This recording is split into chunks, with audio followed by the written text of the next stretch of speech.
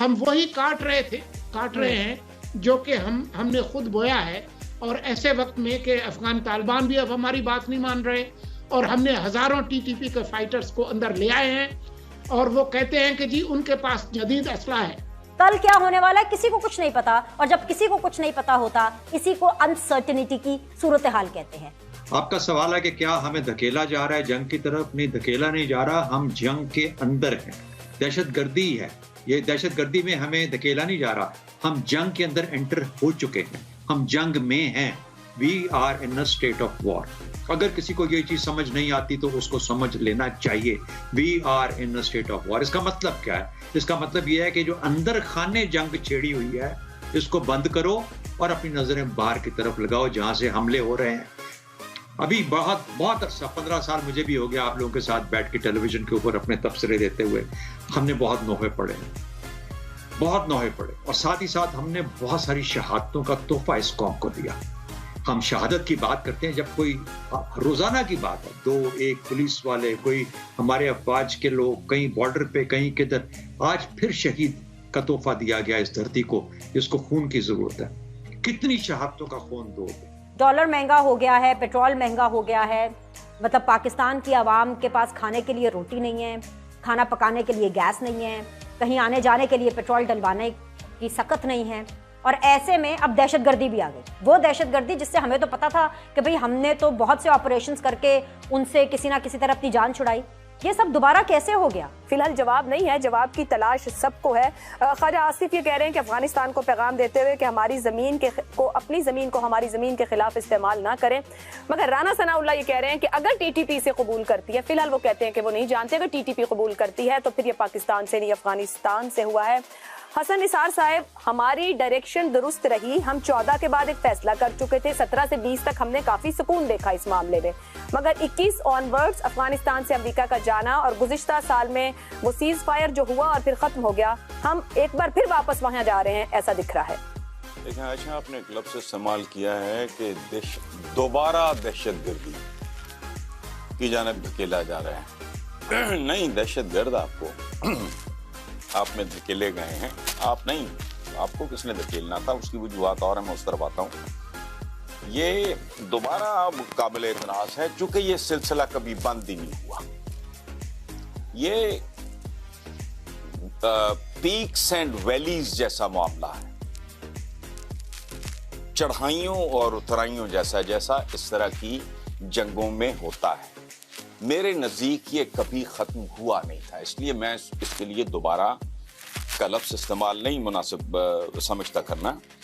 دوسری بات یہ ہے کہ جن حالات سے ہم گزر رہے ہیں، یعنی معیشت گردی عروج پہ ہے، any thing can happen any time. بلکہ میرا خیال ہے کہ جس دا اناؤنسمنٹ از لیفٹ، وہ ہو چکا ہے جس کی طرف میں اشارہ کر رہا ہوں، اور بہت سے لوگ پہلے بھی کر چکے ہیں.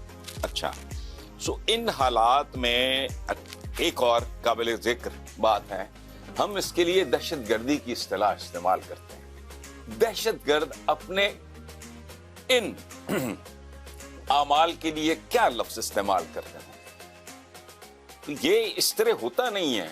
میں اس کو غلط نہ سمجھیں آپ، تو میں یہ عرض کروں کہ یہ کنٹینیوٹی ہے بنیادی طور پہ، کبھی وقفہ لمبا کبھی وقفہ چھوٹا. میرے اندازے سے وقفہ ذرا لمبا ضرور ہوا ہے، لیکن اٹ واز ایکسپیکٹڈ. قطعاً اس میں حیران کن باقی جتنی باتیں انہوں نے گنوائی ہیں شہزاد چودھری صاحب نے، وہ اپنی جگہ پہ ٹھیک ہیں. ہم کہاں رسپانسبل ہیں؟ ادھر بیٹھ گئے ادھر بیٹھ گئے، نہ کوئی سر ہے نہ پیر ہے، نہ کوئی شے اگر اپنی جگہ پہ موجود ہو. یہ ایک ایسا جسم ہے، یہ سوسائٹی، یہ ملک، جس میں آنکھوں کی جگہ کان ہیں، کان کی جگہ ہونٹ ہیں، ہونٹ کی جگہ ناف ہے.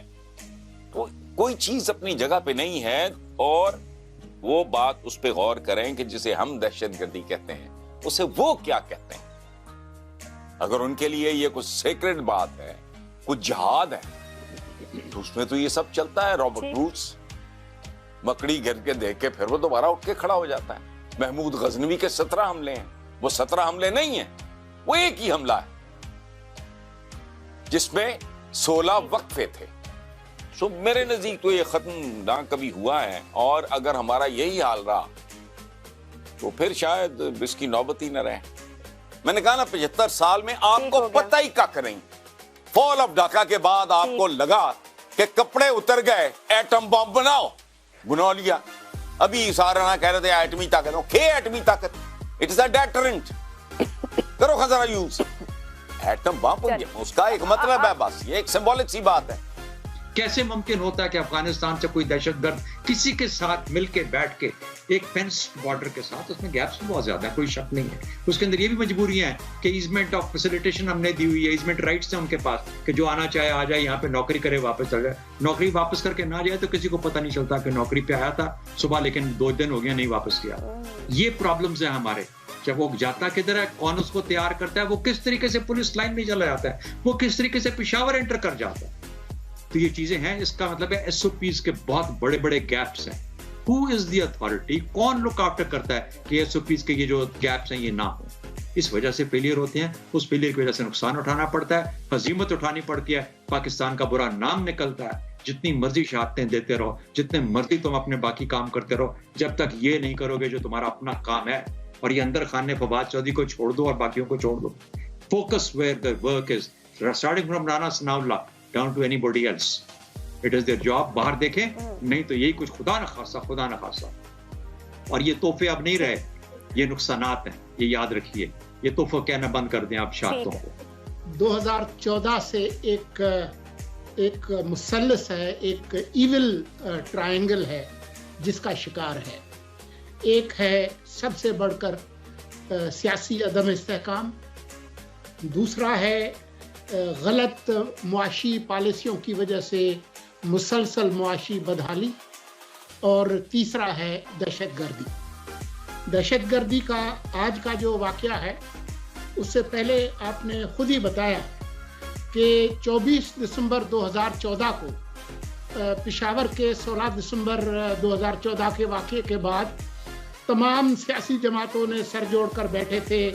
اس وقت جنرل راحیل بھی تھے، جب یہ نیشنل ایکشن پلان بنایا 20 نکاتی، اور اس کے بعد جو متعدد آپریشنز ہوئے، تو آپ نے دیکھا کہ 2015-16 تک یہ دہشت گردی جو ہے وہ بڑی حد تک ختم ہو گئی تھی، یہ واقعات ختم ہو گئے تھے۔ لیکن پھر آپ نے دیکھا کہ 15 اگست 2021 کو جب ہمارے محبوب افغان طالبان، جن کے لیے ہم بہت اتراتے تھے گلیوں میں کہ یہ آئیں گے اور ہمارے سارے قومی سلامتی کے مسائل حل کر دیں گے، اس کے بعد آپ ذرا فگرز دیکھ لیں۔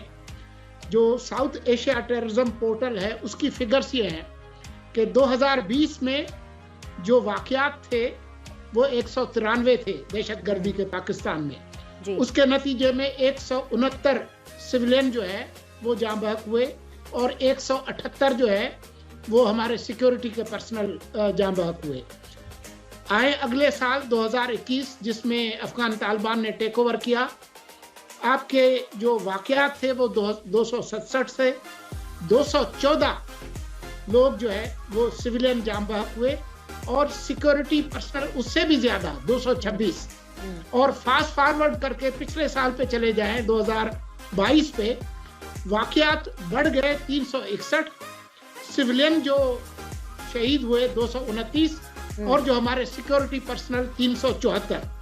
تو یہ ایک آپ کو نظر آئے گا کہ کس طریقے سے بڑھ رہا ہے۔ رانا ثناءاللہ نے کہا کہ 7 سے 10 ہزار ملیٹنٹس ٹی ٹی پی کے افغانستان کے اس علاقے میں ہیں جو کہ مشرقی علاقہ ہے ان کا۔